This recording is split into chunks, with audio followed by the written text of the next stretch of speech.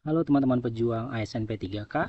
Kesempatan kali ini kita akan latihan soal manajerial P3K dengan submateri pengembangan diri dan orang lain. Soal ini disiapkan untuk guru, nakes, dan tenaga teknis, di mana kisi-kisinya sudah berdasar pada Kepmen RB nomor 347 tahun 2024. Perlu kita ingat bahwa soal manajerial P3K terdiri dari 8 kisi-kisi. Yang pertama integritas, yang kedua kerjasama, ketiga komunikasi, 4 orientasi pada hasil, 5 pelayanan publik, 6 pengembangan diri dan orang lain, 7 mengelola perubahan, 8 pengambilan keputusan. Kita fokus pada poin ke-6 yaitu pengembangan diri dan orang lain. Pengembangan diri dan orang lain. Soal pertama, seorang bawahan menunjukkan potensi untuk mengambil tanggung jawab yang lebih besar. Tetapi ia merasa ragu akan kemampuannya. Apa yang sebaiknya saya lakukan? A. Memberikan tugas tambahan secara diam-diam untuk membangun kepercayaan dirinya. B. Mengajak diskusi untuk memahami keraguannya dan menawarkan bimbingannya. C. Mengabaikan keraguannya dan menunggu ia mengatasi sendiri. D. Menyarankan ia untuk tetap di posisinya sampai lebih percaya diri. Teman-teman, kita lihat apa jawaban dari pertanyaan nomor 1 ini. Ya, jawaban terbaik atau 4 poin ada di opsi B, baru kemudian D dengan 3 poin, A dengan 2 poin, dan C 1 poin. B 4 poin, mengajak diskusi untuk memahami keraguannya dan menawarkan bimbingan. Kita lihat apa sih permasalahannya. Jadi bawahan kita ini menunjukkan potensi, dia punya potensi ya untuk mengambil tanggung jawab yang lebih besar. Dia punya potensi untuk mengerjakan sesuatu yang lebih besar nih, tanggung jawab yang lebih besar. Tetapi bawahan kita ini ragu sama kemampuannya. Yang sebaiknya kita lakukan adalah ajak diskusi, teman-teman, untuk memahami apa sih keraguannya. Hal apa yang bikin dia ragu ya. Kalau orangnya kompeten, punya potensi, maka seharusnya nggak boleh dia ragu. Karena supaya apa? Kompetensinya dikembangkan dengan lebih baik gitu. Caranya dengan apa? Dengan memberikan tanggung jawab yang lebih besar. Nah, maka kita harus tahu nih, ajak diskusi, mengenali, memahami apa keraguannya dan menawarkan bimbingan, ya, bimbingan supaya apa namanya, teman-teman? Lebih percaya diri ya, karena konteksnya di sini dia sudah punya potensi, sudah punya kompetensi, gitu ya. Pembahasannya pilihan B adalah yang terbaik karena mendukung bawahan secara aktif, membantu mengatasi keraguannya dan menunjukkan bahwa Anda peduli terhadap pengembangannya. Kita peduli nih sama pengembangan dirinya. Ya. Kemudian opsi 3 poin ada di D, menyarankan ia untuk tetap di posisinya sampai lebih percaya diri. Nah, berarti ini kita tidak mendukung pengembangan dirinya, padahal kita sadar bahwa bawahan kita tersebut punya potensi untuk dikembangkan, untuk mengemban tanggung jawab yang lebih besar gitu ya. Nah, jadi kurang sempurna jawaban yang D ini. Kemudian 2 poin ada di A, memberikan tugas tambahan secara diam-diam untuk membangun kepercayaan dirinya. Nah, ini agak kurang pas juga karena masalahnya adalah orang tersebut, bawahan tersebut ragu sama kemampuannya. Maka harus dibimbing, orang yang ragu itu harus dibimbing.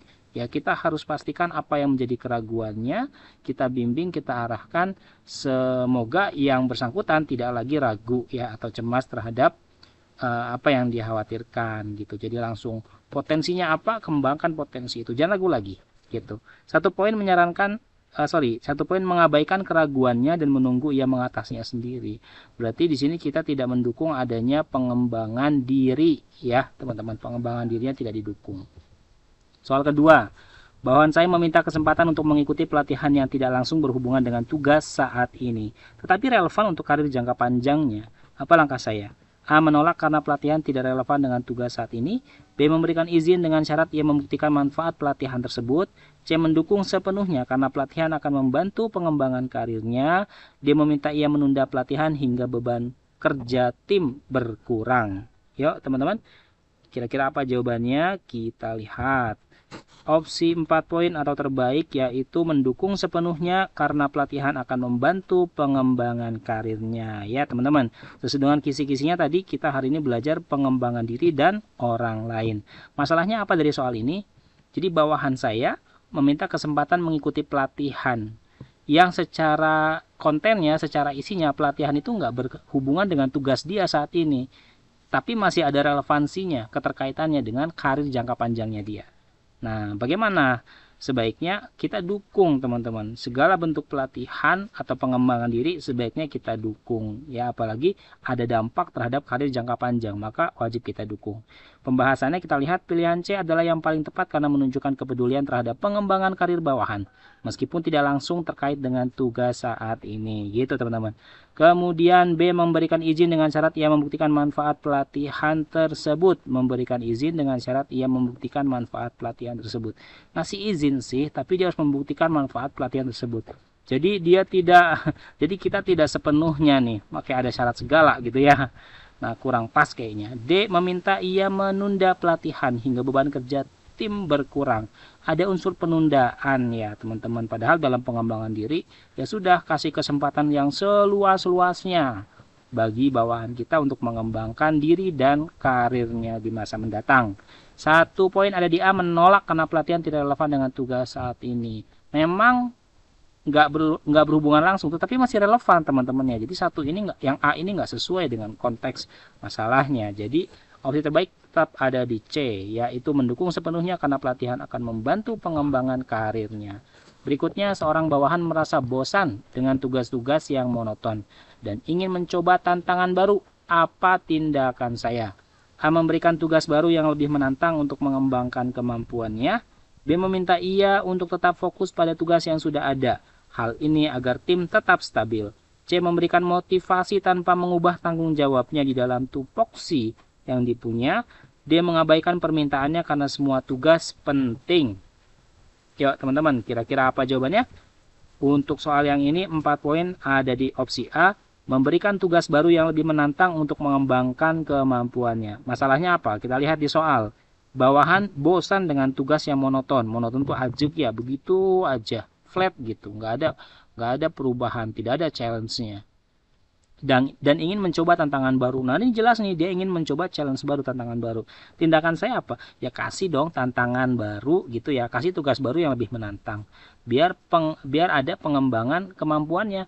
Karena kalau dia flat di situ aja, tugasnya monoton itu saja, dia nggak akan berkembang teman-teman, stuck di skill yang itu saja. Pembahasannya, pilihan A menunjukkan bahwa Anda mendukung pengembangan bawahan dengan memberikan kesempatan untuk meningkatkan keterampilan dan mengatasi kebosanan.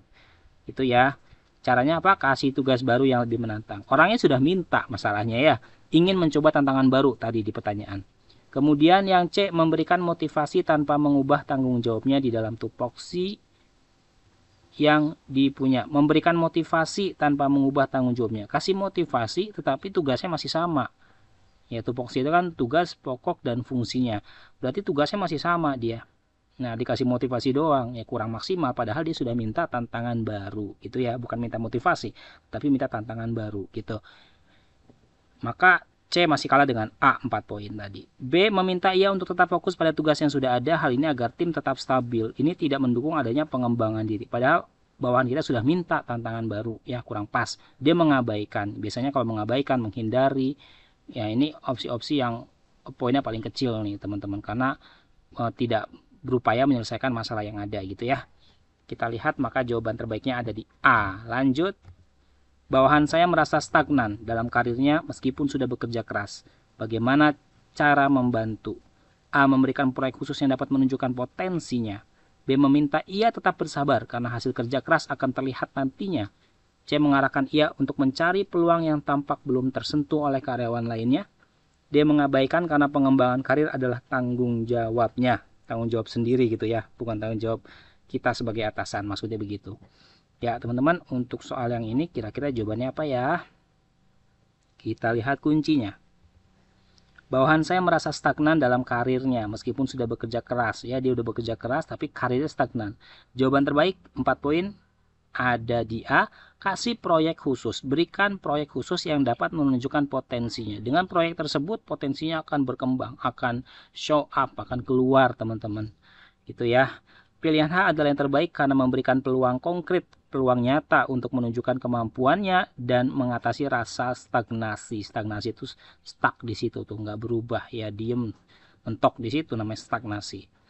Nah, kasih proyek. Baru poin 3-nya di C, mengarahkan ia untuk mencari peluang yang tampak belum tersentuh oleh karyawan lainnya. Mengarahkan itu berarti bukan sesuatu yang sifatnya langsung. Padahal kalau langsung dikasih proyek, maka langsung bisa menunjukkan potensi aslinya, ya, atau akan tampak di sana kemampuannya, gitu teman-teman. Kalau mengarahkan kan tetap ada peluang dia tidak mencapai apa yang kita inginkan, ya, terkait dengan karirnya yang stagnan gitu.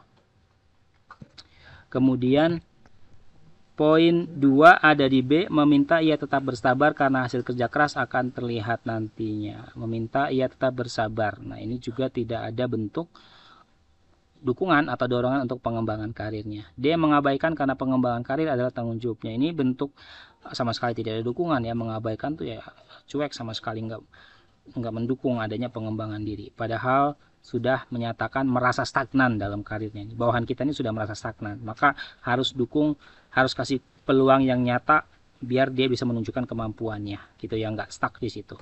Jawaban A yang terbaik.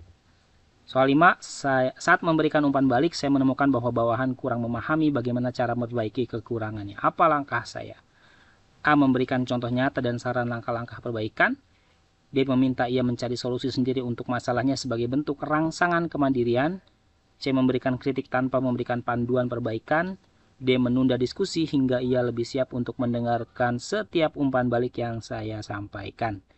Yuk teman-teman, umpan balik itu kan ketika seseorang melakukan sesuatu, kita kasih umpan balik. Ya, umpan balik itu semacam refleksi atau semacam saran atau kritik atau pendapat atau argumen atau pandangan kita terkait apa yang sudah dikerjakan oleh bawahan kita, namanya umpan balik. Kalau di sini kan konteksnya atasan dengan bawahan, maka kita sebagai atasan memberikan umpan balik atau penilaian juga boleh lah, banyak definisi umpan balik itu.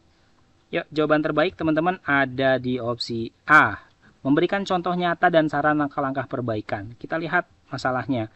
Jadi saat kita sebagai atasan memberikan umpan balik, bawahan kita kurang memahami bagaimana cara memperbaiki kekurangannya. Jadi kita ngasih penilaian nih, mungkin pada bagian A, B, C, D, E, F gitu ya.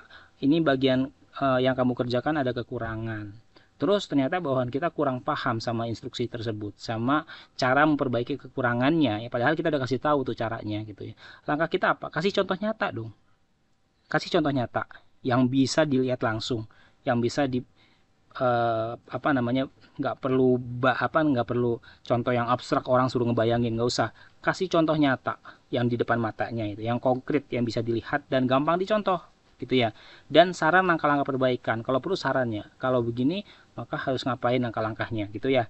Ini akan lebih mudah dipraktekkan karena kasusnya apa? Kurang memahami kan ya, kasusnya kurang memahami. Pilihan A adalah yang paling efektif karena memberikan panduan konkret. Konkret itu artinya nyata, yang membantu bawahan memperbaiki performanya. Performa itu penampilan kerjanya ya. Baru 3 poin ada di D, menunda diskusi hingga ia lebih siap untuk mendengarkan setiap umpan balik yang saya sampaikan. Malah ditunda diskusinya, kurang pas nih. B, meminta ia mencari solusi sendiri untuk masalahnya sebagai bentuk rangsangan kemandirian. Ini masalahnya kurang paham ya sama cara memperbaiki kekurangan yang sudah kita sampaikan karena kita memberikan umpan balik gitu. Kita ngasih umpan balik atau masukan ke bawahan kurang paham. Nggak bisa dia cari masalah sendiri, cari solusi sendiri, nggak bisa dia. Pasti butuh dukungan dari kita, stimulus dari kita gitu ya, atau bimbingan dari kita. Maka berikan contohnya nyata, 4 poin di A. C, memberikan kritik tanpa memberikan panduan perbaikan. Ini yang paling jelek nih. Ya teman-teman, itu perubahan itu dimulai dari diri sendiri. Perubahan itu dimulai dari diri sendiri. Selamat berjuang. Jangan lupa like dan subscribe. Masih ada video-video berikutnya tentang P3K dan ASN.